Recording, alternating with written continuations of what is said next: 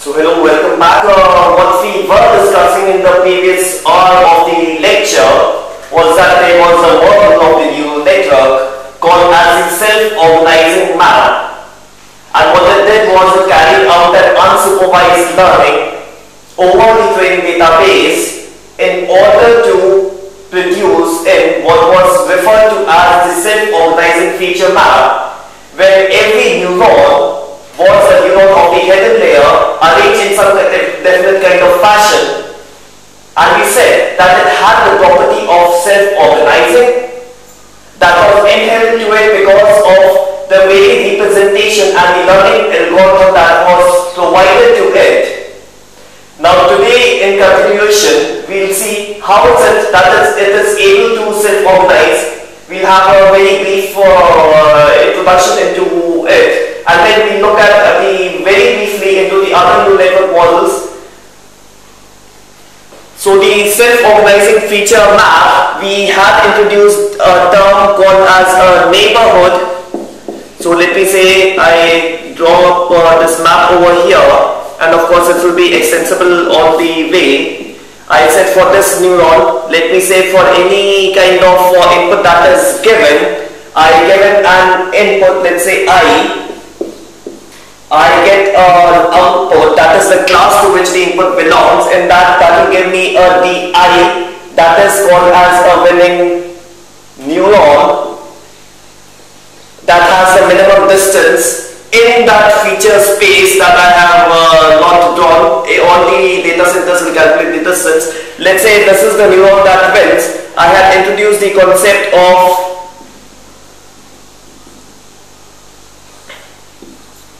a neighborhood that comprises of a number of neurons. So when I said di, I say let dj be equal to the neighborhood of the I, and those will incorporate all these neurons. And I said that please pull as per the value of the input all the set of neurons dj. So what happened was that the value of dj at any time t plus 1 was trying to be modified. I call it as the modifying parameter ht, and the norm being taken.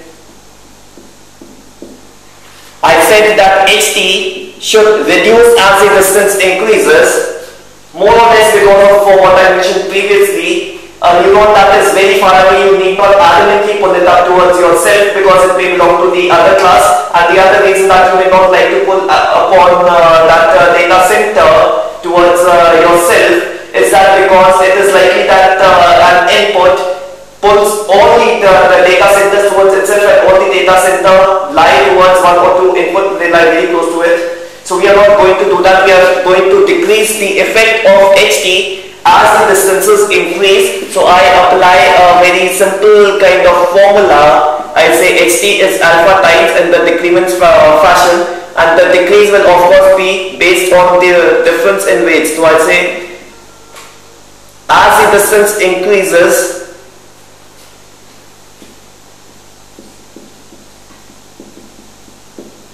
as this deviation increases, as the radius increases. Now this is nothing but the radius of the neuron. So if I try to change in this neuron, this will be how much it deviates from this neuron. That will be a unit step. If it's this neuron, it will be 2 steps.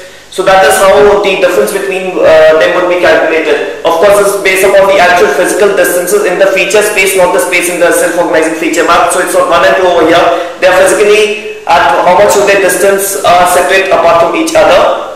And then I said that alpha is the learning rate that will reduce along with time. That will by some means reduce along with time. So now having this idea, let us see how it would perform. Now let me draw the feature space over here. There are some stars over here. There's some other classes that lie out here. This is what would be the feature space in multiple dimension space. What I need to do is that I need to understand how this would be cast out over here. Now let me say that there is a di over here, there is d2 over here, there is d3 over here, there is d4, there is d5, there is d6.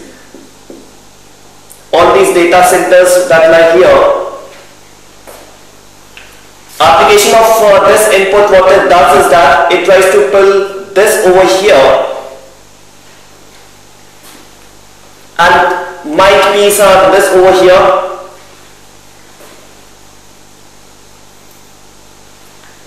Now how many neurons it will put, it depends upon what is the orientation of them in the self-organizing feature map. That is what determines and how many do they pull. So it might be this data center initially happened to be close enough, it will pull. So it will pull all in a collection of neurons that lie close to itself, towards itself. Those that lie far away won't be pulled that heavily. This input, whenever it's applied, it will pull here, it will pull here, it will pull here, it will pull here, it will pull this one over here. So like this, all the inputs are kind of pulling the data center as per this location. Now remember, when I consider this input, it was able to pull up this neuron over here, but when I consider this input, it's not able to pull up this neuron that lie at the same distance because of the fact that neighborhood is measured into the self-organizing feature map. So because no data center is nearby towards this data center over here, no data center is nearby, therefore it is possible that this would lie close towards itself. Now automatically what would happen, that initially my self-organizing feature map is all random in nature. So from this case, I draw the self-organizing feature map. Of course it's a map, so I will draw it in this format. Initially what happens is, my self-organizing map is all random in nature. There's a hash over here, there's a star over here, there's again a hash over here, there's some star over here, there's a hash over here, there's a hash here, and so on. This is how my self-organizing feature map is ideally located. So I cannot make out anything.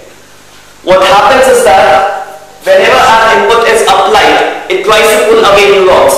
It tries to pull away neurons, and as a result, during some point of time, what would eventually happen out is that they all would get organized towards each other.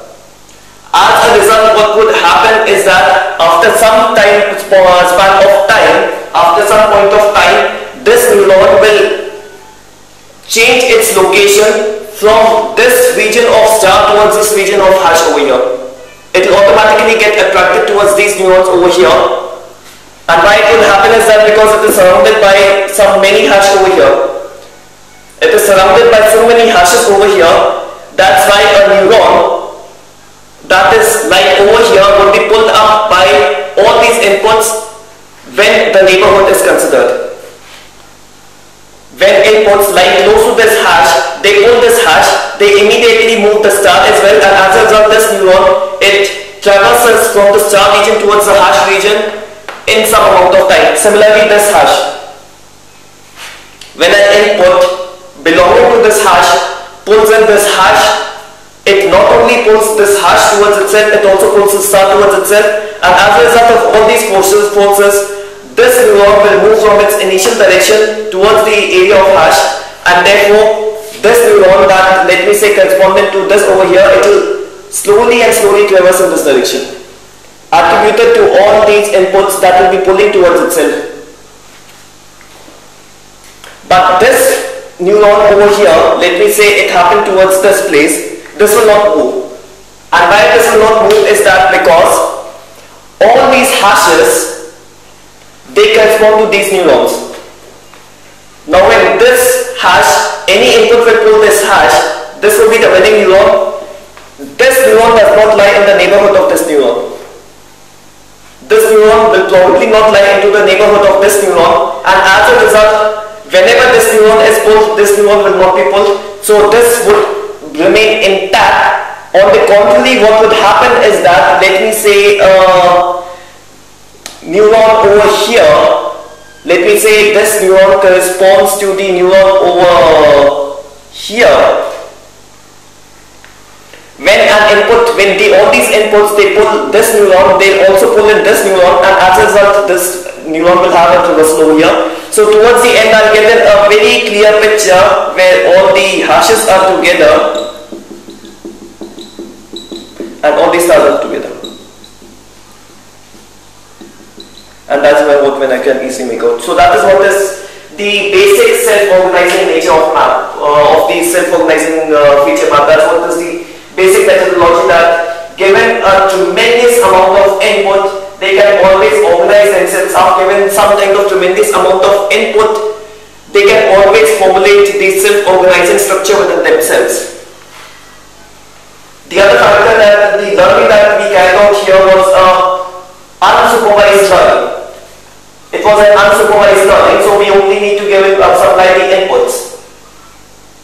And when I say we only need to apply the inputs, as it must be clear from this space and as it must be clear from this feature map, what happens is that these algorithms place all these neurons into the centers of the possible data clusters.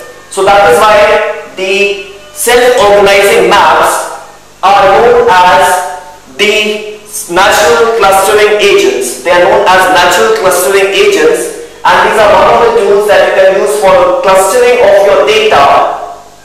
Clustering again doesn't require an output, it only requires an input set of attributes. These can be used for clustering, where every neuron is a cluster center. Where every neuron is a cluster center in itself. And of course, when this training procedure is applied for all the inputs for multiple epochs, slowly and slowly you can see how the data would behave. So we move in from the self-organizing feature maps, the self-organizing networks, to another very interesting class of neural networks. We move into what are known as the recurrent neural network. Now, this is a very general concept of recurrent. What is a recurrent neural network? It is a very generalized concept.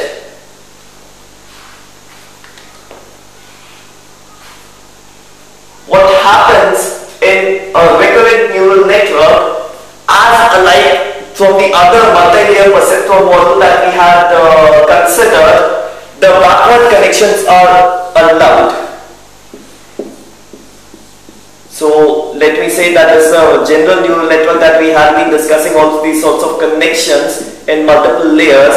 The only way these neural networks differentiate is that they can be backward connections as well. So now I need to draw in directions of these representing some kind of information flow, directions representing how information is flown. So they are some connections from one forward layer to one backward layer. I've only drawn in a single headed layer here. They are these backward connections that are allowed.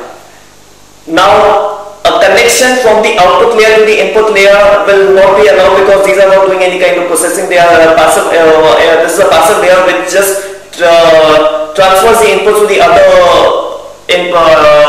neurons of the first layer. But in general, every kind of forward layer will have a connection backward. So what the backward connection does is that it tries to act a kind of feedback.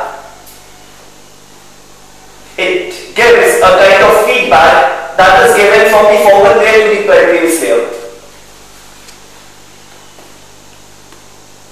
So as a result, now whenever I say any output of a neuron over here, I have to consider that it is not only the inputs that are coming up over here. It is not only the inputs that are coming up over here, but it is also all these feedbacks that are coming on to the picture. And of course there's a bias. So basically now what I can say is that at any time I need to consider the inputs as well as all these feedbacks that are provided from the forward layer to the previous layer. So now whenever I say my output of any neuron I will not say my output of neuron I because it changes along with time. I say my output of any neuron I at the time t plus 1. Now these would be known as the forward connection and these would be known as the feedback connections. So there is some forward connection and there is a feedback connection and all change with time. Now the concept of time is not continuous in nature, but rather it's based on some iterations. So you apply some input, based on the feedback connection there is some straight away, there is some direct outputs that are calculated by all these layers. There is some output that these output neurons have over here at the first iteration. The second time what happens is that those outputs, they get in over here. The next time this output is calculated is not only by the applied input but also by the output. So at any time t plus 1, I have got the inputs, the direct inputs to it, and of course I take in the summation wi and the direct input I at any time t. T moves like 1, 2, 3, 4 in iterations. Based on that, how many times I execute this cycle. Summation over I, and plus I say that all the feedback connections.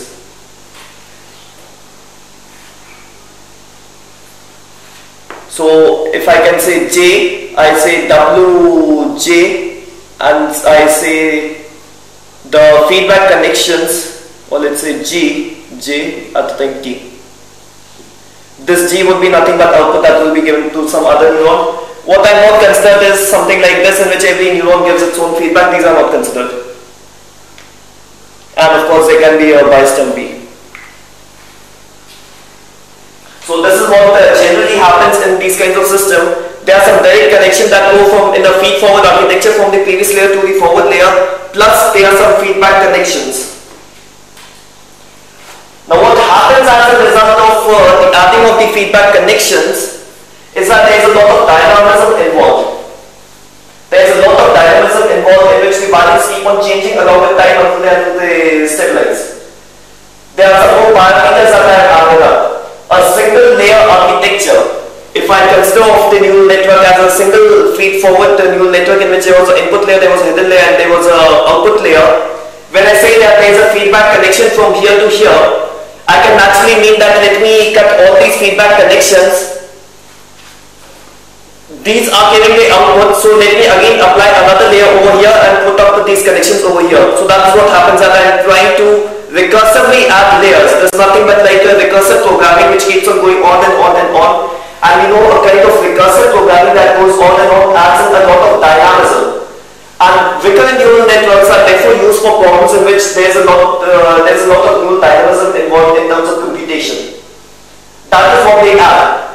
Having multiple layers of one after the other is something that they model in this very simple architecture. And as a result of this heavy dynamic computation, they are able to solve numerous problems with this basic equation, which is like this very simple basic equation.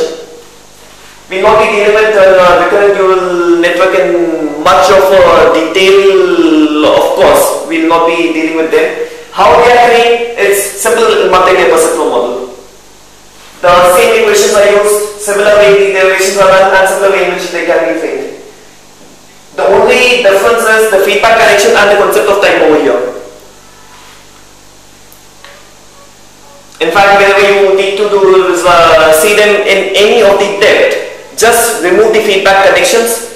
So let's say at time t, my output was OIT over here. I need to find out what my time, what OIT plus 1 would be.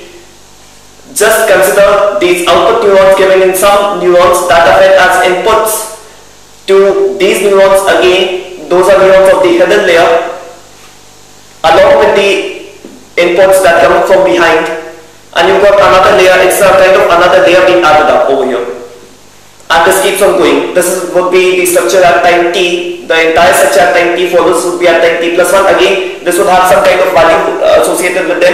You again unfold it up once more, and you will get the entire dynamic structure of the neural network combined. That is all the computation that takes place in the recurrent neural networks. We will take in a very specific example of the recurrent neural network used quite often, called as the Hopfield neural networks. The structure is anything random in nature. All input neurons, all output neurons, they are connected to each other in every dynamic sense. So it's like an all-connected architecture of neurons. The Hopfield neural network, these are of course weights. The Hopfield neural network may be binary or continuous, but what is extensively used are the binary Hopfield neural network that stores in states of zeros and ones. So what do these neurons, what do these connections store is either a 1 or a 0. When it comes to weights, weight of, and of course there are no feedback connections like this over here. Every neuron gives feedback to all the other neurons except for itself. So there are something like zeros and ones that are stored in this manner. A 0 in this case is represented by a minus, it's stored as a -1. Now Hopfield neural networks are used from the concept of the associative memory. That is one of the mysteries that resides right behind the brain. We are able to identify, we are able to recognize some kind of patterns that exist. And what these Hopfield neural networks do is exactly the same thing. They try to memorize some kind of patterns that is given in form of bits of zeros and ones to them. Now all these neurons are input and output neuron. What happens is that if I apply some kind of input over here, that those are zeros or ones, if I apply some kind of input over here, this entire set would represent some kind of patterns of zeros and ones. Since it is recurrent in nature, these inputs will go up, multiply by weights of 1s and -1, and those patterns will change along with time. So after one iteration, these inputs may change and may not change. After the second iteration, they may change, they may not change any applied input over here. The third iteration, they may change or they may not change. So applying some kind of input over here gave an initial input.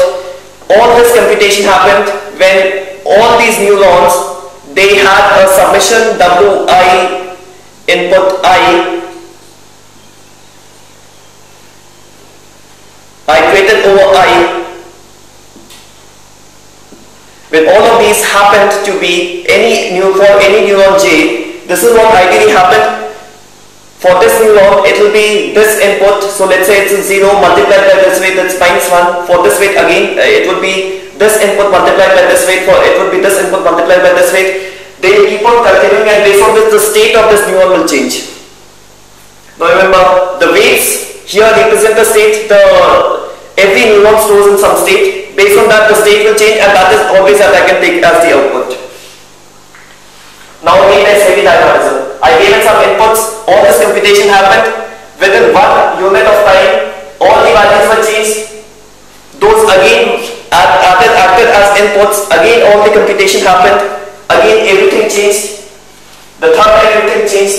Now mostly what happens is that the Hopfield neural networks, they converge to some value where further changes are not happening, they do not happen. There are some dynamic changes, and those are the states are known as the stable states of the Hopfield neural network. The final output that I get is known as a stable state of this Hopfield neural network. Those are the patterns that are stored in this neural network. Those are the patterns that are stored in this Hopfield neural network. And again, those depend on what kind of weights I have set to these neural networks. And what kind of weights I have represented in all these connections of the Hopfield neural network. So basically, whenever you need to remember any pattern of zeros and ones, all you've got to do is that you need to give those patterns as the weights of the Hopfield neural network. You need to store them as these weights over here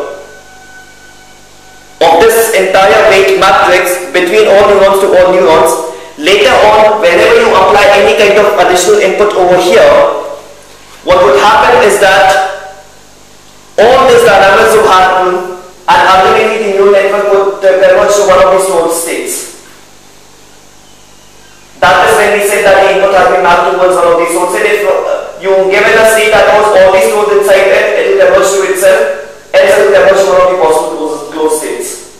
So that is what happens in case of a binary Hopfield neural network. That is exactly what happens in case of a binary Hopfield neural network, and as can be seen that any of these can be 0 or 1. So there are total of, if there are n neurons, there are total of 2 raised to n states that you can store inside this architecture, with any neuron representing 0 or 1. Again, by a simple look of the patterns to be stored, you can simply set the way, so there is no kind of learning that we study in the case of a Hopfield neural network.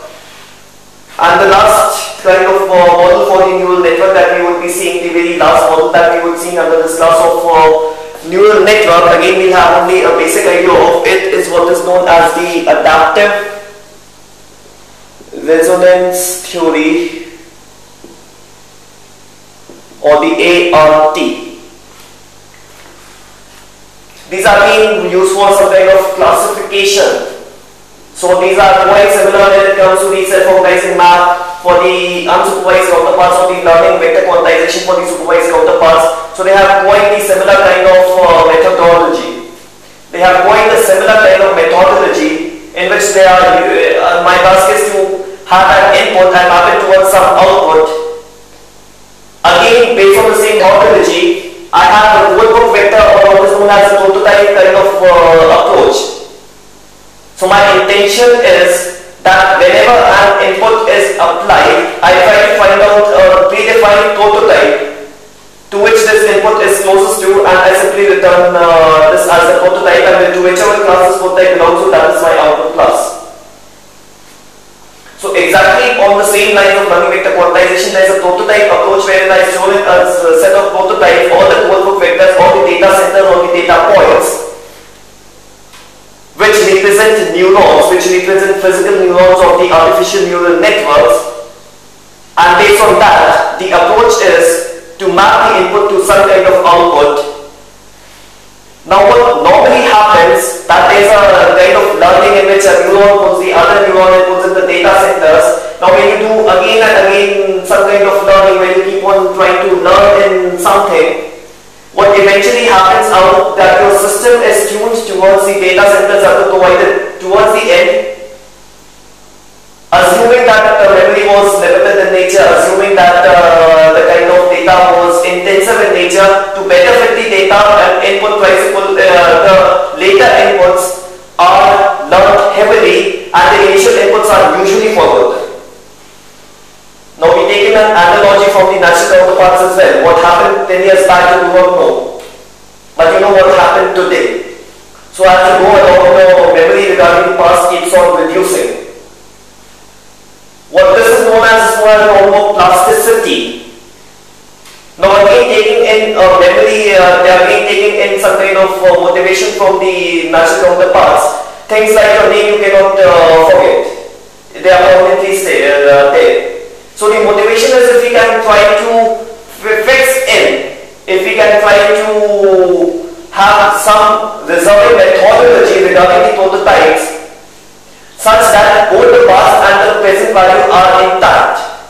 The new things are learned, but the old things are not forgotten. Or the problem of plasticity is controlled. That is what came up with the adaptive resonance theory. So a basic architecture would be just that I apply some kind of input. There is some kind of matching that is done. Based on this, the input is mapped to a set of prototypes, and of course based on that a learning algorithm modifies all these prototypes. All these prototypes are modified based on some learning algorithm, based on the output values or anything. Now what I do is that I apply an orientation system over here. I apply an orientation system over here. What it does that it checks out whether the modifications are greater than any specified threshold. If the modifications are greater than any specified threshold, it means it is possible that an old thing is trying to be forgotten. Now if an input lies close towards the building neuron, even towards the later stage, what would happen? There should be very minor movements. If there is a very large movement, it probably means that something old is likely to be forgotten because of such large movements, and therefore I apply a reset over here.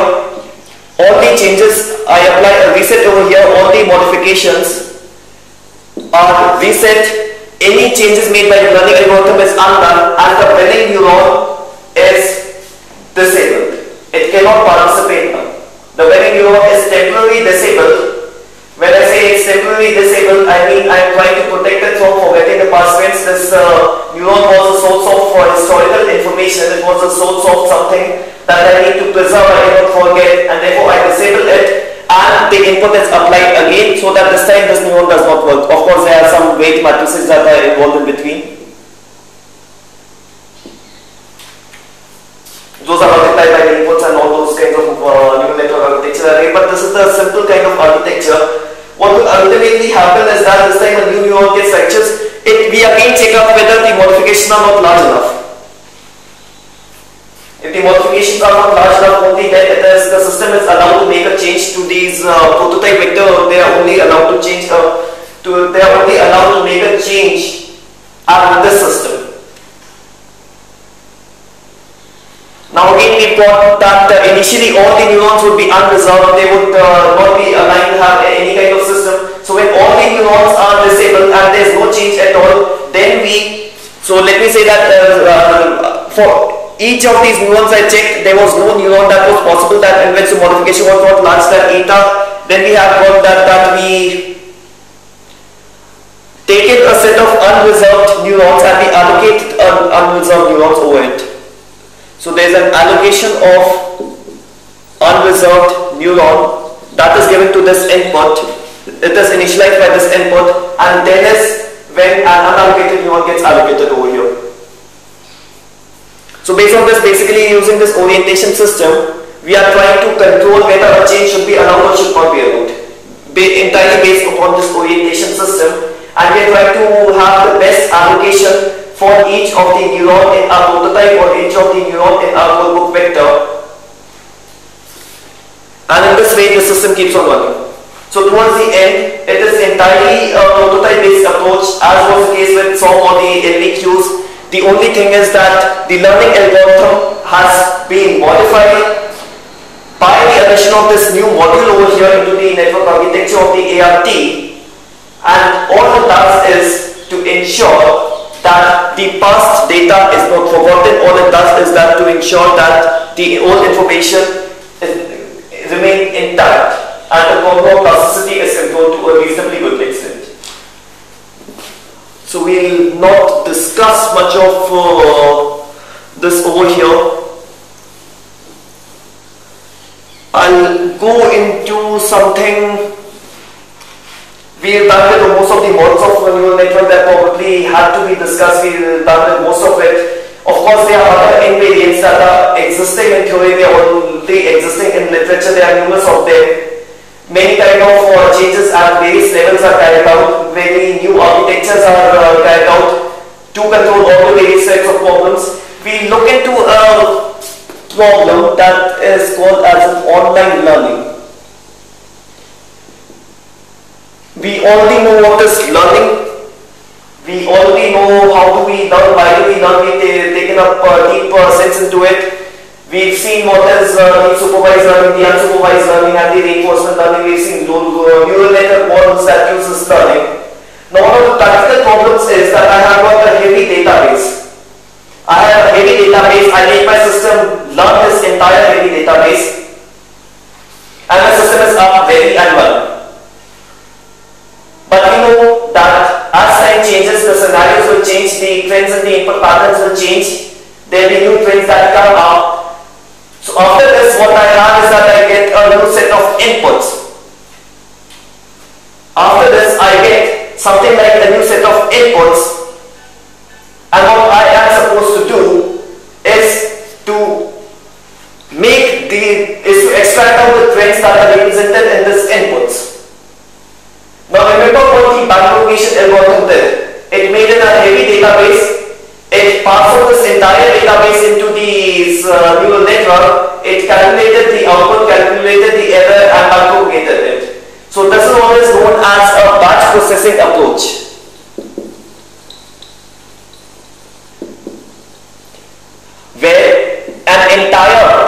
is made. Similarly, like you have kind of batch processing scheduling where you got the entire list of jobs, you make it a complete batch of it and then you give it to the machine and the machine processes all this and you get the final output. So it's like one batch goes in, one batch goes. So that's what the batch propagation algorithm is supposed to do. You make it a batch, you give it inside, you finally take out the output, you backpropagate the error and go on and on and on. Now if I do this, what I'll have to do when I get a new class of inputs, I'll have to add them towards the batch. So I'll make a new database and that's a collection of all the historical database that I already have, add this new data, give it to the batch and run it up again and again and again. But then why do I need to waste so much of time only to learn a new set of inputs? If you talk about the child, he learns in the subject and then what happens is that whenever you have to learn him a chapter more, he just learns the chapter more. The old information is retained as it is. So that's what's the problem. That can the learning be an online mode? That the system keeps on learning whenever new inputs comes. It learns exactly what is represented in this input without forgetting the old data. Can it that we can make the systems completely online, where as and when the inputs come, the system keeps on learning them? Of course, when you do it for the backpropagation algorithm, you are likely to have this problem where the older values, the older trends, the older data, they're all gone. And that's why there is an attempt to adapt every learning algorithm and induce some kind of formulations in it such that the learning is an online. Now remember again, when it comes to something called as biometric recognition systems, you have some 50 users to your system. System up and running, the 51st user comes in, he gives in his biometric photographs or something, a huge cluster of it so that your system is able to learn nicely. And then what happens is that you have to make your system learn again. That's not what will do. That's not what will do. What you need to do is to have a very simple registration phenomena in which only this user who comes in, his credentials are added up and the previous ones are intact as it is. So that's what is the problem of online learning. That is again a fundamental of it. What the other thing that I would use is, I had a very brief discussion in the initial hours of lecture, is known as adaptive learning.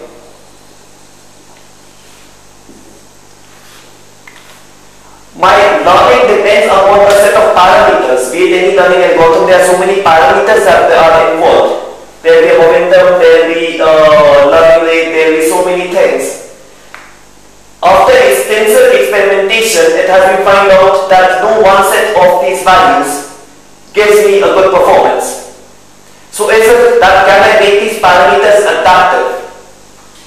Is it that I can make these parameters adaptive so that as time changes, as the scenario in the graph changes, they get their own values. They get their own values. The other factor that we are trying to work upon is, whenever a child learns, he never asks you to input some kind of parameters to learn. But when our machines learn, they do. They ask you all kinds of questions, that what would be the learning rate, what would be the kind of momentum. Now, can we make our system so that they don't ask these questions? Because if they ask these questions, a human is going to answer those questions. And if a human answers those questions, he is bound to make errors. So can we make our systems that without the machines would learn, and that is what ultimately happens into the natural counterparts. You give it something, it's processed depending upon the inputs without useless specification of the parameters. So that's what's the paradigm of online learning, in which learning can happen in an online module, and the paradigm of adaptive learning, where what we are trying to do is to make our systems as good as possible. We are trying to make our system as adaptive, which would give you some kind of output without any kind of additional information required. And the other, probably the last topic that I would discuss in this entire paradigm of neural networks is the, since we've already then dealt a lot with the classifiers and the classification theory, is the K nearest neighbor classifier.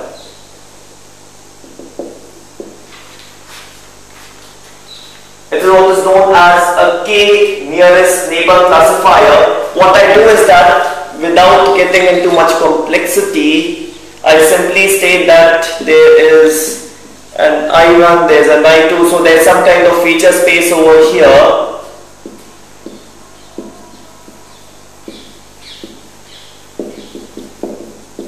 There are some kind of training data that is already available out here. So this is what is my feature space.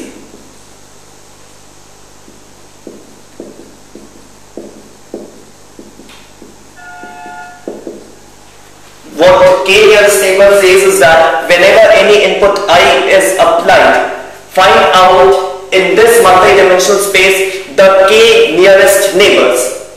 Let me say that the K was 5. So the nearest neighbor of this input I would be 1, it would be 2, it would be 3, it would be 4, and it would be 5.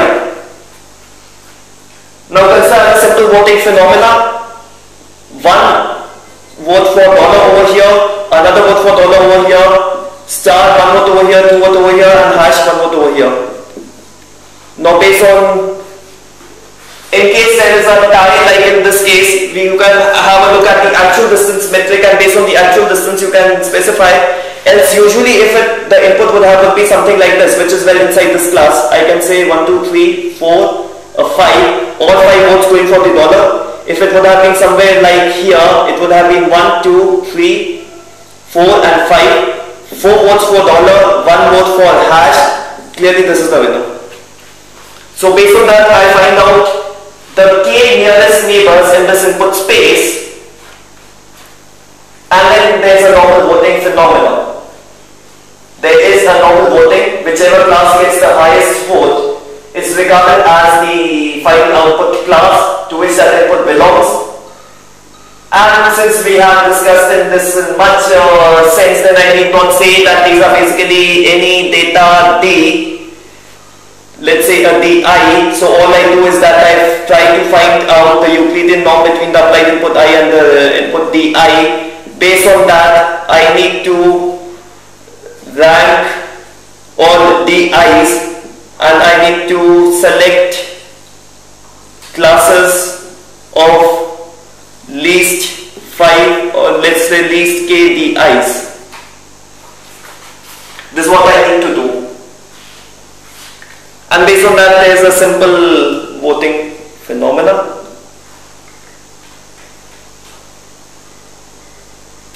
The other thing that needs to be discussed in this type of classifier, K nearest neighbor classifier, is that it is natural that the training data size is extensive in size. It is extensive in size. And since the training data size is extensive in size, whenever an input is applied, I need to work over an entire database and select the K, find out, do this extensive calculation over this entire historical database, find out all the norms, select the smallest K of them, and then do this voting. So even though my K would be very small, it would be order of 3, 5 or 7 or sometimes even 9.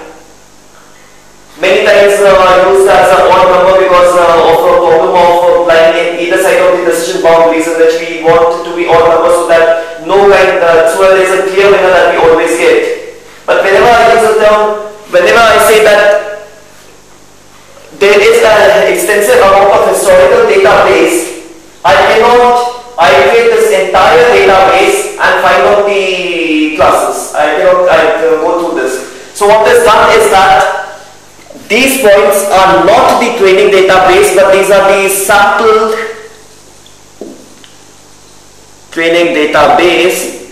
And how the sampling is done, it is simply you find out using any clustering algorithm or the cluster points. You simply cluster them up and try to find out these points over here. You try to find out some kind of clusters, and then is when you will get a large number of these points. And whenever you get a large number of these points, then is when you can make your system work. So that was from the classification theory, how a K nearest neighbor uses. Sampling this the number of items in the sampling, the number k is again an extensive issue, because if you increase the sample size, the operation time of your system would increase a lot. All these sample sizes have to be looked after, and that is probably what you cannot do. My learning will be analogous to finding out these sample inputs over here. So that was a k nearest neighbor. Again, a very simple technique, usually works. Since we are again dealing with classification, it would be good to again repeat the fact that if you do everything, if you try out the model and still your network does not work, probably your inputs are wrong and you need to capture better features. Your problem cannot be classified, there will be no use. Academically classifying your data, you will get all wrong outputs. That is what normally happens. So we are into a bit of classification. We've already discussed a bit of it. Just towards the end of this lecture, but since we've done a lot towards the neural network, I'll just point out a few types of, a few broad ways in which classification is done. Again, the motivation is the same, that there is a feature space over here. We have to discuss, we have to make some kind of precision boundaries, and that will separate out the various classes. Now, there are various statistical techniques that are available. So that forms one type in which classification can be done. What these techniques do is that there's a simple Bayesian classifier that works on the probability theory. What is the probability of a class X given a feature vector F? And based on the training database, it tries to find out this entire probability based on the Bayes theorem that again would say that you try to find out this probability of all these various terms over here, which can be calculated from the historical database. And of course, there are another technique, there is a partial classifiers, and there are numerous types of classifiers that are used. So from the statistical domain, considering the probability distribution, I can have numerous techniques to carry out this classification. This was of course to do with the classificatory courses rather than the soft computing courses. We have our very own neural network classifiers, which are known as neural classifiers. Another very broad category of classifiers that we already saw how do they work. We've got another set of classifiers that are known as the prototype based classifiers. What the prototype based classifiers do is that you have a set of, you try to find out the set of prototypes, you try to store in a set of prototypes, and whatever input comes, you try to find out which one of these would it belong to. What is extensively used out here is that if I have in these kind of training patterns, and let me for some time assume they were all ideal in nature, where the interclass distance was very high and the intraclass distance was low, all that would say is that my first prototype is mean of all these stars.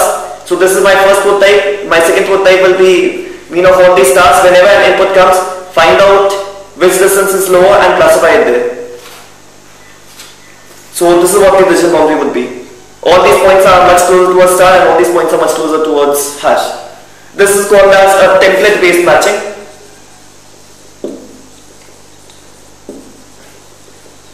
The best thing that you do if your system is behaving ideally, why increase the complexity by neural network classifiers?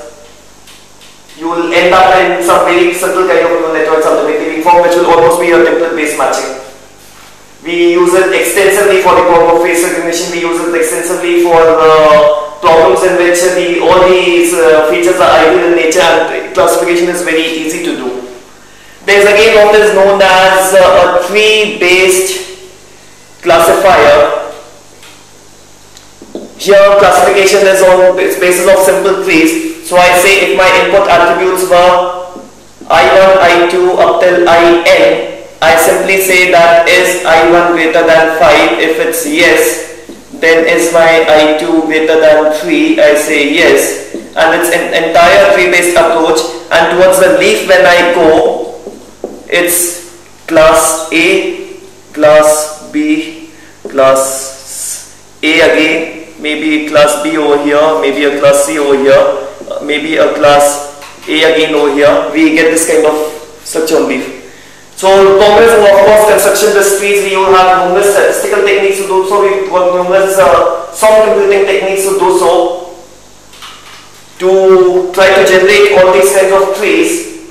What these basically do is that if this is the kind of input given to it, it tries to see that can I divide this up feature space by any degree, by any vertical or horizontal line. Let me say I divided this by here. So this would be saying like if I1 and let's say 5, so if I is I1 greater than 5, this is the subtree 1 and this is the subtree 2,